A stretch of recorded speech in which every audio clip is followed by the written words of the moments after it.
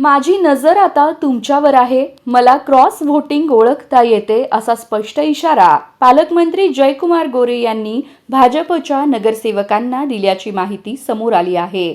विधान परिषद निवडणुकीच्या पार्श्वभूमीवर काल बुधवारी रात्री शहरातील बालाजी सरोवर हॉटेलमध्ये भाजप नगरसेवकांची बैठक आयोजित करण्यात आली होती. या बैठकीत पालकमंत्री गोरे यांनी नगरसेवकांशी संवाद साधताना पक्षनिष्ठेवर भर दिला. पक्षासोबत बेईमानी म्हणजे आईसोबत बेईमानी आहे.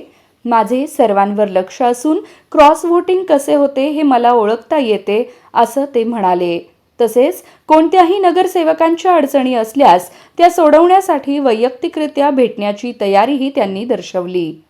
बैठकीला विधान परिषद निवडणुकीतील भाजपचे उमेदवार राजेंद्र राऊत, आमदार सचिन कल्याण शेट्टी, महापौर विनायक कोंड्याल, उपमहापौर ज्ञानेश्वरी देवकर, शहराध्यक्षा रोहिणी तडवळकर, सभागृह नेते नरेंद्र काळे, मनीष देशमुख आणि डॉक्टर किरण देशमुख उपस्थित होते.